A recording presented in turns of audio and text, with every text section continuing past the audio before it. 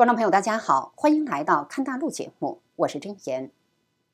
在体制内敏感岗位工作了那么多年，好不容易混到了中层，却亲眼目睹一个个高层悄无声息地被带走后再无下落。为什么原本别人眼中羡慕对象的我越来越焦虑呢？这是体制内很大一部分群体目前形势下一致的感同身受的反应。去年，美国中央情报局在最大的公众媒体油管上发布了劝投视频，希望中共相关人员提供情报。而今年台湾也发布了类似视频。我们今天呢，就这一话题深度解读一下体制内高危人群的出路在哪里。美国中央情报局从2025年起陆续发布4段简体中文招募视频，在油管上的总观看量已接近了1.2亿次。无独有偶，台湾国安局今年的6月14号也效仿美国中情局、以色列摩萨德、英国军情6处公布其已建立中国民众联系窗口，鼓励无论在中国境内或海外民众，若对中共这个威权政府不满，可用安全并能保密身份的方式，积极向台湾方提供有关政治、经济、科技、军事等方面的情报资讯。此消息一经发出，引来两岸民众的反响。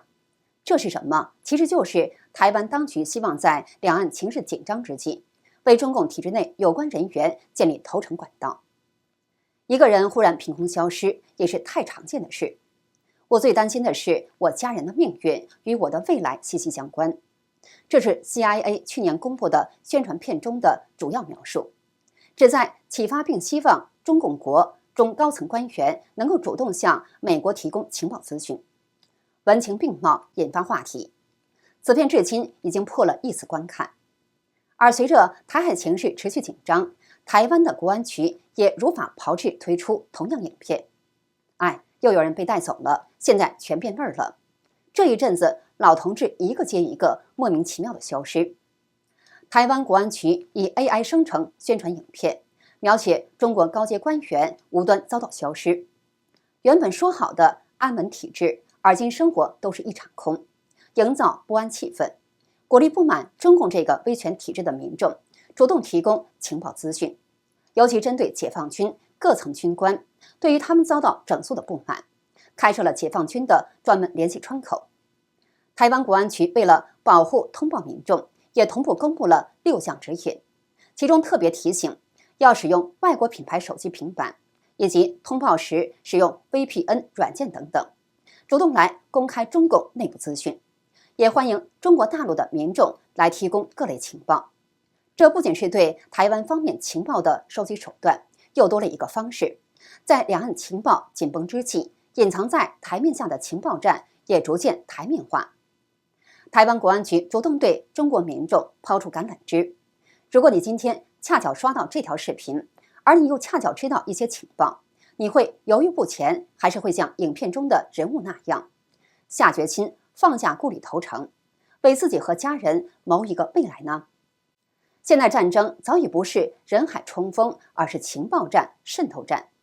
谁能掌握核心情报，谁能渗透到敌人心脏，谁就能在不发动全面战争的情况下直接改写历史。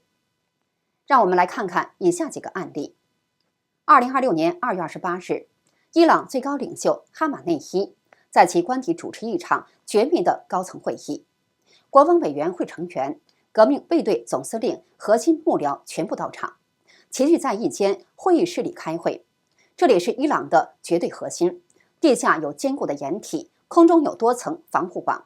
革命卫队24小时贴身守护，被公众认为全球最安全的地点之一。当天，没有人知道死神已经悄悄锁定在这里。下一秒，爆炸声撕裂天空，美国导弹如同眼睛一般直扑会议室。伊朗的权力核心几乎被一次性清空。伊朗的官方最终被迫正式宣布其最高领袖哈马内伊殉职。消息一出，全球震动。这是一场教科书级别的精准暗杀。如此严密的防守，导弹为何能精准命中？答案只有一个：有内线，没有内鬼，绝无可能。伊朗的内鬼从来不是一个个体，而是从上到下，从底层职员到高层官员，从官邸杂役到军队将领，早已被以色列摩萨德渗透得千疮百孔。很多伊朗官员选择投诚，不是贪钱，而是为了给后代谋求一条后路。2026年1月3日，美国特种部队像老鹰抓小鸡一样，精准抓捕委内瑞拉总统马杜罗。关键原因之一也在于委内瑞拉内部有线人向美国 CIA 通报了马杜罗日常生活的一切细节，包括他吃什么、喝什么、在哪里睡，他睡的安全屋是什么样子等。此前，以色列精准斩首54个哈马斯头目，也是以色列情报机关摩萨德事先掌握了他们活动的绝密情报。以上这些案例无不在告诉中共，尤其是党魁习近平，他身边那些当面信誓旦旦表示绝对忠诚，背地里却向国外提供情报，为自己和家人留后路的绝对不忠诚的二心之人。难怪3月7日，习近平在全国人大军队代表团全体会议上警告说，军队是拿枪杆子的，军中绝不能有对党怀有二心之人，绝不能有腐败分子藏身之地，必须坚定不移地推进反腐败斗争。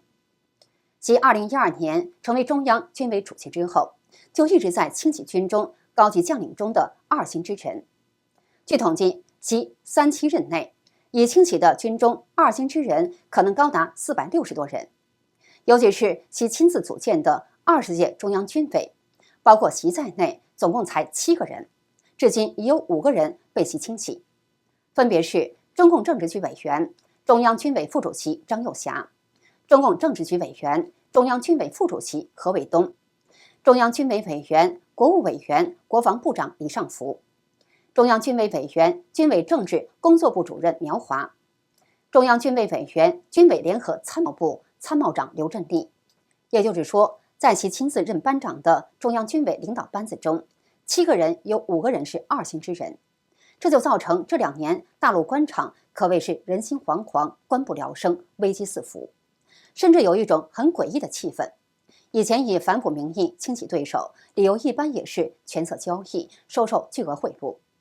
但现在多了一条特别显眼的罪名，比如贵州省原副省长王晓光、长沙市政府原常务副市长陈泽辉等几十名官员，通报里都白纸黑字写着私藏、阅看有严重政治问题的书刊。这些人是什么身份？是天天带领底下人学思想的导师啊，是体制内爬到顶尖的精英。他们为什么非要冒着丢官发配的风险，去偷偷看海外的政治分析，看那些被中共封杀的反动书刊？原因只有一个，他们自己都不信官媒说的那套话了。他们比老百姓更渴望知道这条船到底什么时候沉，未来到底会发生什么。这种意识形态的内爆是从地基开始烂掉的。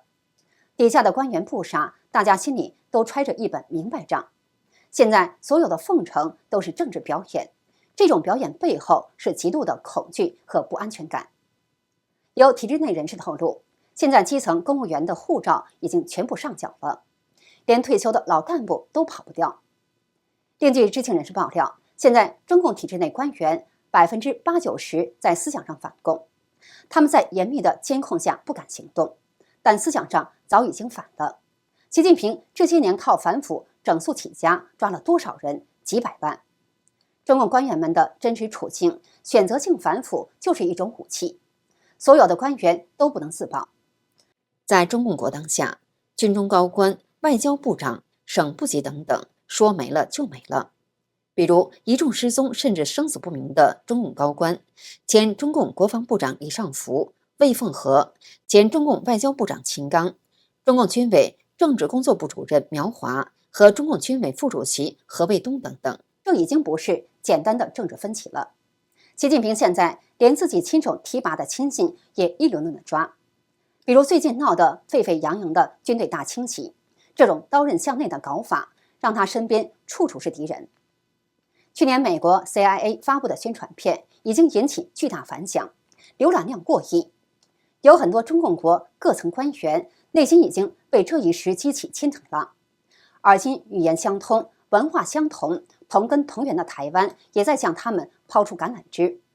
那部分原先踟蹰不前的大陆官员，看了台湾的宣传片，更能促使他们下决心投诚。说起投诚，在中共国也非新鲜事了。比如2012年2月6日发生的重庆市公安局长王立军出逃美领馆事件，震惊中外。事件最终引爆薄熙来、周永康政变曝光，两人先后下台。但是对这些罪行内容，中共当局一直秘而不宣。王立军为了保命，不仅向美国提供了中共高层腐败的材料，甚至涉及政治局常委周永康和薄熙来等强硬派如何计划整垮习近平的细节，不让他顺利接班。三任司令魏凤和、周亚宁、李玉超、装备部长李尚福、张振东等人落马。而这几位军中最高级人员的落马，直接涉及的原因就是装备采购指定卖方虚假招标，导弹数据直接卖给境外。美军2022年中国火箭军报告详细列举了火箭军部队坐标、导弹种类，还有导弹注水、发射井盖失效等丑闻，无不指向中共军队系统内部已有高级别线人的投诚。2026年3月，黑客在国际暗网发帖，宣称攻入中共天津超算中心，获取相当于213万张 DVT 储存量的海量数据，内容涵盖中国航空工业集团、中国商飞、国防科技大学的核心仿真资料，甚至包括标注保密10年的机密文件，其中有时间戳为2021至2025年的最新数据。天津国家超级计算中心是中国首家国家级超级计算中心，由国防科大研制部署，属于典型的军民融合项目。这么重量级的涉军保密单位竟然遭到黑客成功攻击，并且造成海量数据外泄。诡异的是，事件曝光已逾1个多月，中共官方科技部主管部门、军方天津国家超级计算中心、网信办等一众机构集体装睡，零回应、零辟谣、零通报，沉默不语，任凭子弹飞。这令人很大程度怀疑是内部人员投诚接应造成的。中核集团历史上发生过重大泄密案件，前中核集团总经理康日新，2010年10月被以涉嫌和工业项目招投标、灰色交易及挪用公款炒股巨亏等严重经济犯罪革职与开除中共党籍，后被判无期徒刑。他曾任中共中央委员、中央纪委委员。而中共国防大学教授金一南少将曾在一次演讲中爆出，康日新涉及的是间谍案。康日新向外国出卖中共核材料情报。康日新出问题后，中央非常紧张，要求彻底追查，但最后对外也只能说是经济问题，因为别的不好说。2019年4月28日，在中国工程物理研究院应用技术研究发展中心原主任邓全农落马几天后，四川副省长彭宇航被宣布落马。据传，彭宇航因涉嫌分管领域内的刑事犯罪被调查。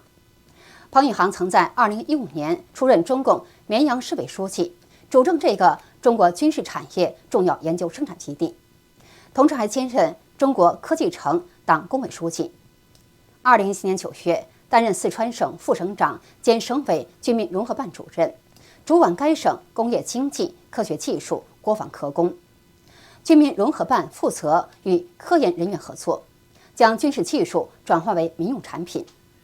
据自由亚洲电台报道，传媒界人士郑先生说，四川方面的消息称，彭宇航有军工行业的特殊背景，被怀疑将中共核武器等机密泄露给境外情报机构。美国的宣传片已经突破1.2亿次的点击量了。对于那些掌握中共最高领导人日常活动、生活起居、心理倾向、行为习惯的人，那些掌握军事情报、科技机密、核武绝密的人，那些掌握台海作战计划的人，一旦他们下决心投诚，其实就是明修栈道，暗度陈仓。哪怕只有0.01%的人真正行动，也可能产生几十甚至上百个高价值的线人。那么，台湾的宣传片会有更多的人关注吗？观众朋友们，如果你是体制内的相关人员的家人，你会劝你的家人投诚吗？在评论区告诉我们，我们都将是这段历史最真实的见证者。中共这艘船已经千疮百孔，船上的每一个人其实都在寻找救生艇。当最后一幕落下时，决定未来中国命运的可能不是中南海里的某个人，而是我们每一个不再愿意为中共陪葬的普通人。古人云：“君子不立于危墙之下，远离邪恶才是明智之举。”今天的节目就到这里结束了，感谢您的收看，我们下期节目再见。